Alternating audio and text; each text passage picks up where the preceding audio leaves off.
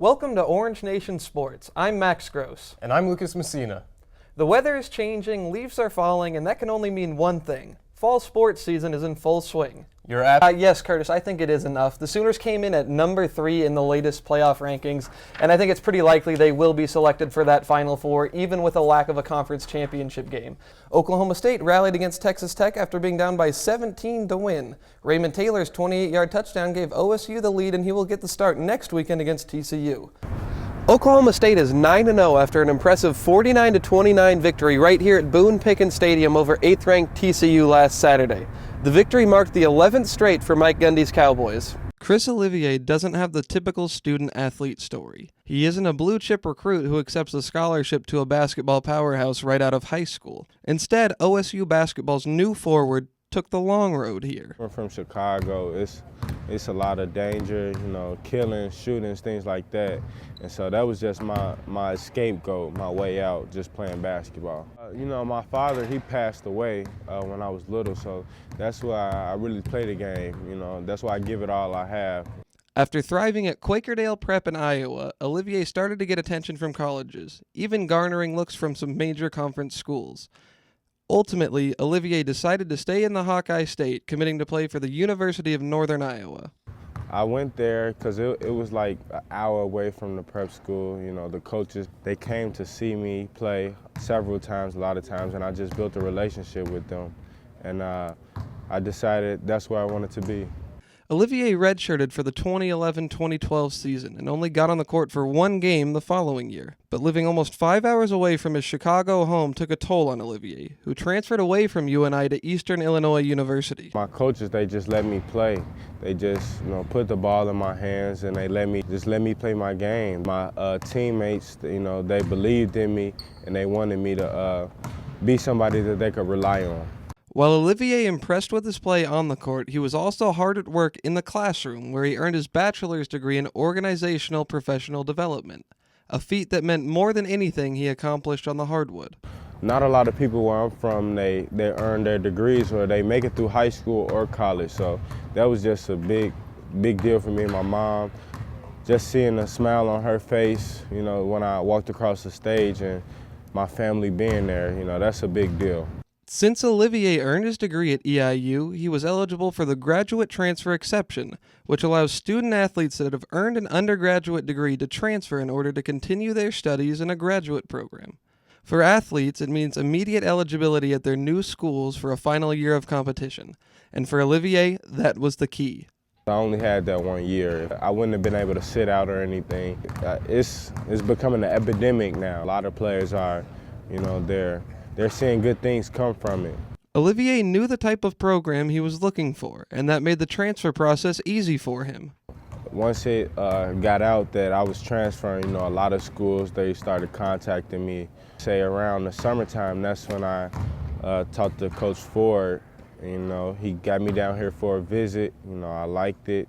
A couple days later, I decided I wanted to be here. Now that he's settled in at OSU, Olivier's focus for the season is achieving a lifelong goal. I've never been to an NCAA tournament, so that's been my dream since I was a little kid, so that's my #1 goal. Playing in mid-major conferences for his whole college career, Olivier is looking forward to matching up with some of the premier talent in the country. I just want to play everybody. They really don't know me, but hopefully soon they'll know me. Olivier is off to a great start, averaging 15 points in each of his first 3 contests. But his coach wants him to continue to round out his game. He's still learning the offenses and defenses, but he does give us that threat, low post threat. We're still asking him to rebound the ball better, play better defense. He's a guy that we're looking at that could play a lot of minutes for us. While his journey may not be typical, Olivier is just that. A typical student athlete looking to make the most of his final college season. For the Polk Report, I'm Max Gross. Sophomore midfielder and defender Loren Tresfield traveled nearly 4,800 miles from her home in Paris to Stillwater, bringing her unique style to the Cowgirls. Here is more physical, and in France it was more technical.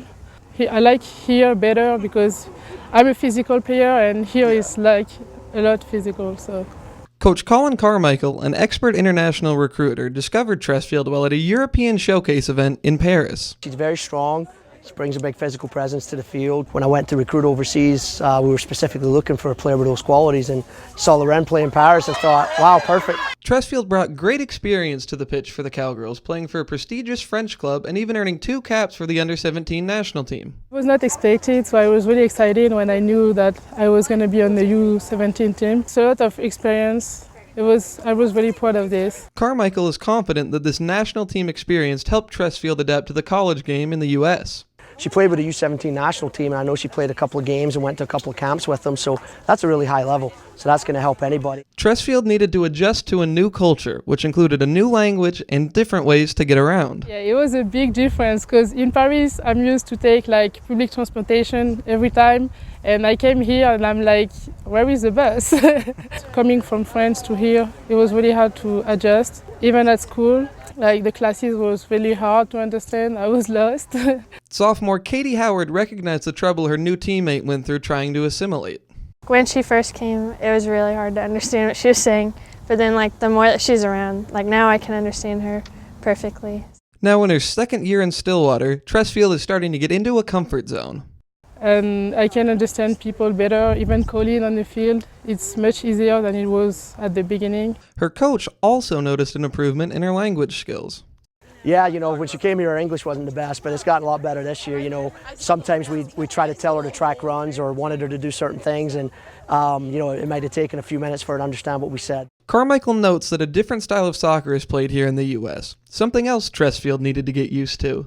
She had to adjust to us. You know, the game over there is a little bit slower. It's not quite as physical, not quite as fast. And so I'm sure for her it was a little bit of adjustment. Tressfield needed no reminder that last Friday's contest against Arizona State was on her 20th birthday.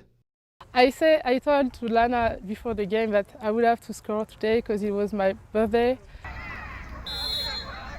And in the 58th minute, with the Cowgirls trailing 2-1, Tressfield's birthday wish came true.